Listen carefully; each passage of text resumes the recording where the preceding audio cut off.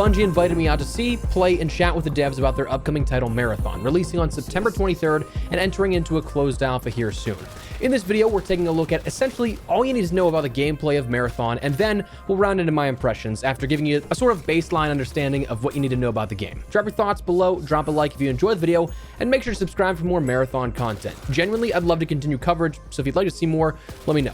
But anyways, let's get into it. So firstly, what is Marathon? From the top down, Marathon takes place on Tau Ceti 4 in the year 2893, where a cryptic message was sent to Earth, but the UESC does not want people to know about it. New powers arise with cybernetic mercs taking contracts to loot and retrieve gear. Players must navigate the UESC forces and in-world dangers, such as hostile creatures, to uncover the truth and unlock the secrets of Tau Ceti 4. All in all, it was described as a reimagining and a sequel at the same time, taking inspiration from, and in some cases directly following, the original Marathon trilogy of the 90s. The gameplay loop, as a high-level explainer here, firstly, it's a session-based PvPvE extraction shooter, so you're going to be going up against the environment and AI enemies, but also could encounter real players. Each session is going to be 25 minutes as a main lobby with a 3-minute sort of final countdown to a final exfil that will conclude that match, pushing everybody towards one location if there are players still available in that match. Speaking of players, teams are based on teams of 3. You can play solo or in a duo, but you will be at a disadvantage because matchmaking is only in trios. This heavily focusing on teamwork and communication. In-game, you can and will take on contracts, take part in events, have dynamic runs, encounter danger, treasure, and items, and gain reputation for factions and grow in power with unlocks associated with that.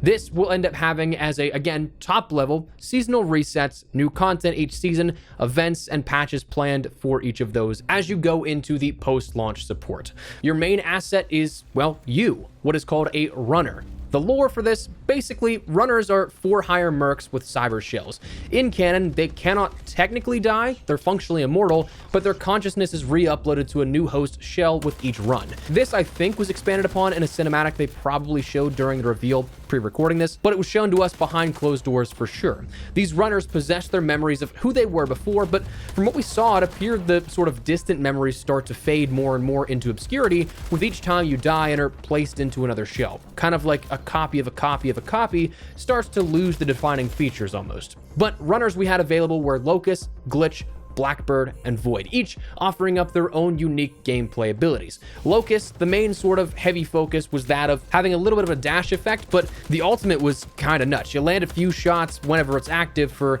like 15 to 20 to 30 seconds, and if you land a couple of shots in succession, it will follow up those shots with a small barrage of rockets, which did massive damage. Glitch allowed for further dashing and speed capabilities. Blackbird allowed for pings in a specific vicinity around you as the player, which is very important if you're an informational-based player. And Void's big thing was cloaking, so you can go invisible and kind of stealth around a little bit. Upgrades for your runner and your sort of inventory and everything that goes along with it can be acquired through factions, where we had the factions of Cyberacme, Nucaloric, and Traxxas. Those were available during our play session, but you also saw an inaccessible menu tab for Maida, Arachne, and Sekaguchi.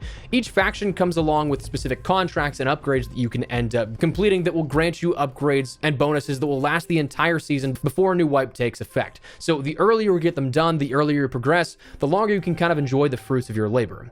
Contracts earn you faction reputation and XP, and can be things from very simple tasks like killing 5 UESC AI grunts that track if anybody on your squad kills them, to ultra-specific things like a one try and fail forever contract. But okay, let's talk about your gear so you can get ready to jump into the game. This is where we start to dive into the overt extraction shooter elements. Inherently, you have as a top level your loadout, vault, and black market. Your loadout will include 2 weapons, equipment, shields, cores, and implants along with your backpack.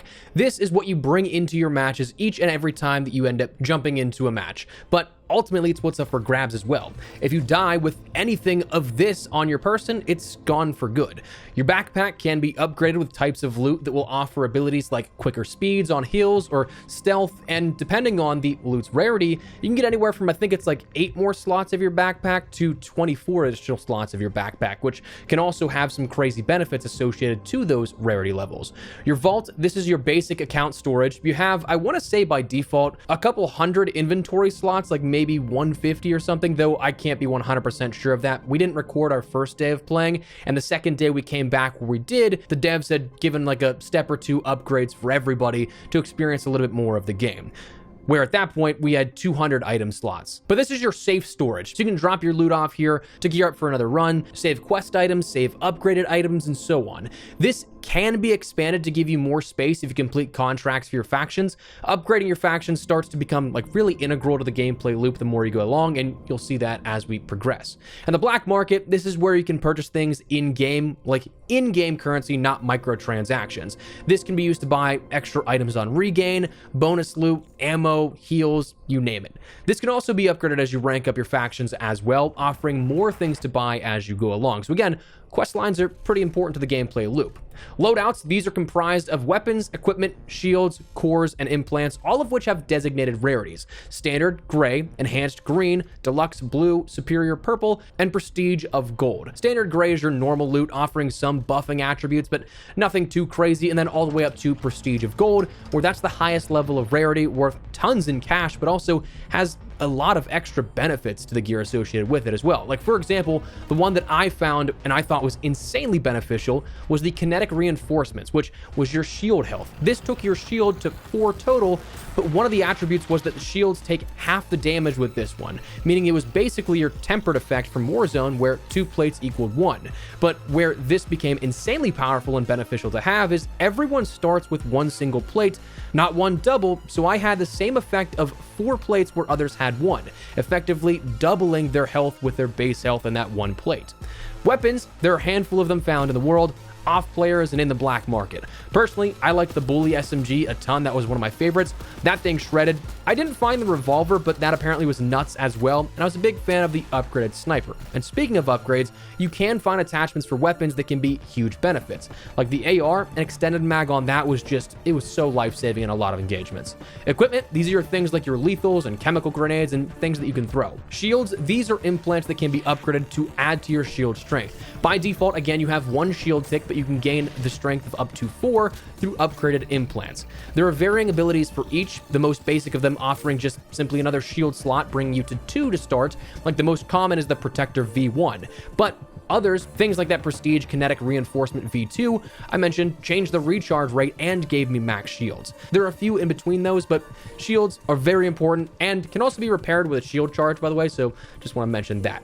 Cores, there are 2 available, where these are your basic abilities that can help buff out your runner, so things like the ability to move and reload weapons faster while crouched, general character abilities along those lines. And implants, you can have 3 of these on person, where these implants are further abilities that are more to do with your like extremities and extracurricular stuff to do. Like, for example, graceful landing is one that will allow you to take resistance to fall damage. Nimble fingers will increase loot speed, which is incredibly beneficial if you can find upgraded versions of that. And energy harvesting allows for tactical ability recovery recharge rates to be faster. So stuff like that. The worlds you can play in Marathon include, from what we were told at launch, Perimeter, which the outskirts of a colonized world that supports 5 teams of 3, 15 players in total, plus all the AI and everything on that. Dire Marsh, which is all the gameplay you'll be seeing in this video today. That was the only map we were able to record. That is an open layout map that supports the largest player counts of 6 teams of 3, 18 total. And then Outpost, which was described as an intentionally harder map and kind of a meat grinder, where you'll see 3 to 4 teams of 3, though that total wasn't settled upon just yet. And then shortly after launch, they mentioned the UESC Marathon, which is meant to be the hardest map of all. All interior design on that. There were no player numbers given for this. They were really secretive about this, so I'm intrigued to see what this will be whenever we end up learning more about it. But the difficulty is apparently going to be the highest tier of this. I overheard a dev saying that obviously they're pretty good because they've been working on the game and the levels for years, but this dev had yet to make it out alive. But okay, that's your like basic explainer. How about in-game? How powerful, firstly, are the AI? That's one of the first things that I was made aware of, and unfortunately fast. They can and will mess you up, and also are super aggressive. Like, if they lock onto you, they'll chase you for quite a bit of time. They're varying level of difficulties. Some are just simple grunts, others possess shields, some have cloaking and dashing abilities. So like, they're definitely AI that demand your respect. be conscious of that and definitely make sure that you're aware of where they're at, and if you get in a firefight with them, you can take them out. Overall, for the gameplay loop itself, time spent looting versus AI versus PvP, I think really all comes down to you, the player. You can do as much stealth and looting that you want, but if you want to go to like the high level areas where there's probably going to be better loot, or there's going to be more chance for higher level loot because other players are there, that's something you're going to have to be conscious of, and you can definitely kind of get a mixture of like 33% across the board for looting, AI, and PvP, or you could just kind of avoid it all if you want, or go head first. It's entirely up to you. In match, you can end up looting, doing contracts, and there are events you can take part in as well, but we'll touch on those in a little bit. There's, I think, more that can be expanded upon that. Looting in-game is actually very slow unless you have upgrades like Nimble Fingers. You'll have a search time when you open a bag or container. Not everything will be there instantaneously. So again, upgrades speed this up, and that can be exceptionally beneficial. Because if you just finished a firefight and you're looting an enemy, you're going to have a lot of situations where that noise might attract other players. And speaking of attracting other players, you should be aware of your surroundings, because a couple of things I picked up on here on this are things that do give away your position quite well. Spawns felt mostly static, so like DMZ for comparison, for those likely coming from my original audience, there were a lot of spawns, but predictable. And with smaller maps compared to like Al Mazrah and this massive Warzone map of what it would be, I found myself often looking over directly to my right or left and being able to either ping somebody or realize somebody is over that way, like 100 or 200 meters away. There are also locational giveaways that you should be aware of as well. Like UESC dropships will usually indicate that players are in that area. They're reinforcements of the grunts that were just taken out. So if they were taken out, the AI don't fight each other, so it's probably another team there. And if I'm not mistaken, some of the birds actually are in the environmental set pieces, reactive to players around them. So if you see a group of birds fly away, you also might be near people. Additional giveaways, which we'll come back to in the impressions portion in a second. When you ping a player, it gives you information on who or what you pinged. So like if you ping a bot, it will say that it's a UESC something. Whereas if it's a real player, that will actually ping and call out their real player name, giving you a bit more of a heads up on utilizing those pings and making it a bit more worthwhile. And finally, the last thing in terms of like just general gameplay knowledge, mobility, you really want to make sure you keep stamina in mind, because it's vital and you can burn through it rather quickly. But okay, we are a lot of time already into this video with only a max cap of 20 minutes of footage that I can show you. So just in the interest of time, what are my impressions of it? I'm sure I'm going to forget a few things, forgive me. But firstly, art direction of this game is incredible. I love the art style of this. I'm really big into that digital vibe of everything, and I know that it's entirely irrelevant to like the function of the game, but I just love the designs of this. Like one thing that I saw someone say was the art reminds them of when concept cars actually make it to production unchanged, wild, raw, bold, ambitious. And I think that does apply to this as well. Like it's certainly not an art direction we've seen in a lot of different projects or readily available in the past or present. So I think it's really cool and unique. Now, the feel of the gameplay, shooting and mechanics are 100% Bungie. So if you've played a Bungie game, you're gonna feel at home. It's gonna feel familiar to you, which is probably something that's pretty nice and maybe reassuring to hear. The one thing that I kind of was a little skeptical, admittedly, going into this playtest and checking out the game was runners. The idea of having like hero-based elements in an extraction shooter seemed kind of odd, kind of weird to me, but I went in with an open mind, and I'm glad that I did, because I personally don't think that they kill the feel of the game. That was one of the biggest concerns when it got announced, or I guess rather when it was leaked, that it would harm the gameplay loop. However, and this is only my personal experience with this, I felt like, especially initially, it's very watered down in feeling that doesn't really hinder your gameplay experience, but rather aids you in ways that you may not initially consider, and allows for, especially when playing as a team and coordinating moves, allows for an interesting dynamic to overcome certain scenarios. Like, it's the basic levels of hero elements until you start to upgrade stuff, and that takes a while. Like, you can start to build up loot and unlock more of your contracts and abilities you gain from loot you pick up and everything, but those powerful attributes take time to acquire, as with any extraction shooter getting decent loot. So the runners themselves, I personally don't have any issues with, but also long term, I'm curious to see if it's going to be something that, like, towards the end of a season and before a wipe, if there's this huge disparity in the players. But that's something we don't know just yet. Map design and layout, it was something that Dire Marsh, the one that you see in all the gameplay here, it was rather open, which was really interesting, and a lot of the time it was foggy. It was this harder to see aesthetic. I wish I could talk about Perimeter, the other map that we played but didn't get to record on. because there are some cool differences here to discuss, but that's a different video for a different day likely. But overall, there was a lot of stuff to move in and out of in terms of cover, but a lot of open area. One of the big questions I think is, does it have enough to do whenever I think about the game as well, which I think is a yes and no.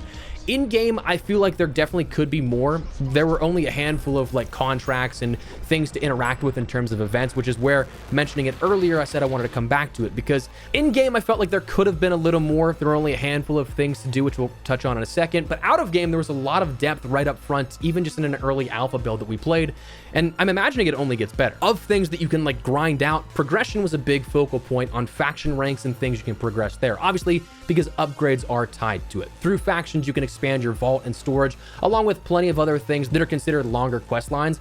It seemed like there's a lot more planned to be revealed closer to launch regarding story elements unfolding and larger seasonal quests. And also, I don't know if like that'll be akin to like massive day one raids and the quest there in Destiny, but we don't have enough information. I think that'd be really cool, but we don't know. We heard there's a battle pass for seasons, but we have zero details on what that will be. So I'd be curious how that works, but I know that battle passes are at this point kind of the probable resounding and collective groan whenever you hear that. But for now, I don't have enough information to give any adequate feedback or judgment on that.